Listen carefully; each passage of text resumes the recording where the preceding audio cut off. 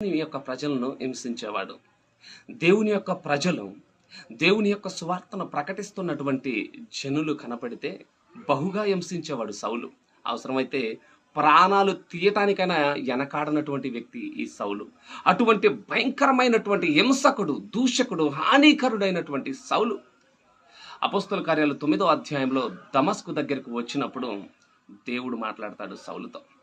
ఆ యొక్క సౌలుతో దేవుడు అంటాడు, సౌలా సౌలా నీవేళ నన్ను హింసిస్తున్నావు అని దేవుడు మాట్లాడినప్పుడు అప్పుడు అంటాడు సౌలు, ప్రభా నీవెవడు అనంటే నీవు హింసిస్తున్నటువంటి యేసును నేను అని చెప్పి ప్రభువారు దర్శించినప్పుడు నిజంగా తన యొక్క ప్రజలను హింసిస్తున్నప్పుడు, తన యొక్క ప్రజలకు హాని జరుగుతుందని తెలిసినప్పుడు సాక్షాత్తు దేవాతి దేవుడే వారి ప్రజల పక్షాన వచ్చి మాట్లాడుతున్నాడంటే నిజంగా ఆయన నిజమైనటువంటి దేవుడు అని గ్రహించినటువంటి సౌలు, అటువంటి భయంకరమైనటువంటి క్రూరుడుగా హింసకుడిగా ఉన్నటువంటి సౌలు పౌలుగా మారిపోయి ఏ నామమునైతే ఆయన ఒప్పుకోలేదో, ఏ నామమునైతే అతను ద్వేషించాడో, ఏ నామమునైతే ప్రకటించొద్దని గట్టిగా గద్దించి ఖండించి చెప్పాడో ఆ నామము నిమిత్తం ఎన్ని హింసలు ఎన్ని బాధలు పొందుటకైనను సరే ఆ యొక్క సౌలు పౌలుగా మార్చబడి ఏ దేవుణ్ణైతే అంగీకరించలేదో ఆ దేవుని కొరకు తన ప్రాణాన్ని పెట్టడానికి కూడా వెనకాడలేదు.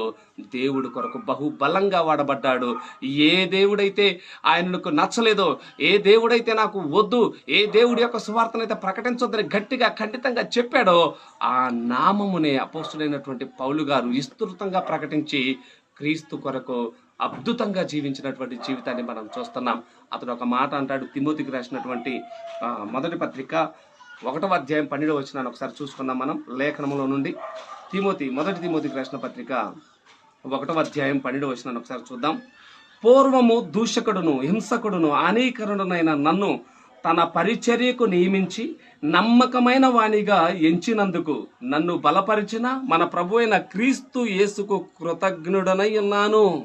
చూసారా, అంటున్నాడు పూర్వము అంటే ఒకప్పుడు క్రీస్తును వ్యతిరేకించినటువంటి వ్యక్తి, పూర్వము దేవుని యొక్క ప్రజలను హింసించి ఆయన యొక్క నామమును ఒప్పుకోనటువంటి వ్యక్తి, హింసకుడు దూషకుడును అటువంటి హానికరుడైనటువంటి నన్ను తన పరిచర్యకై పిలిచినటువంటి ఆ యొక్క యేసు క్రీస్తు వారికి నేను కృతజ్ఞుడై ఉన్నాను అనేటువంటి విషయాన్ని తెలియపరుస్తున్నాడు. ఈరోజు ఈ వాక్యాన్ని వింటున్న ప్రభునందు ప్రియమైన దేవుడు బిడ్డలారా, ఇంకా నీవు క్రీస్తును ఎరగక దేవుని యొక్క ప్రజలను ద్వేషించే వ్యక్తిగా, దేవుని నమ్ముకున్న ప్రజలను హింసించే వ్యక్తిగా ఒకవేళ ఈ రోజు నువ్వు ఉంటే ఈరోజు దేవుడు నీతోనే మాట్లాడుతున్నాడు.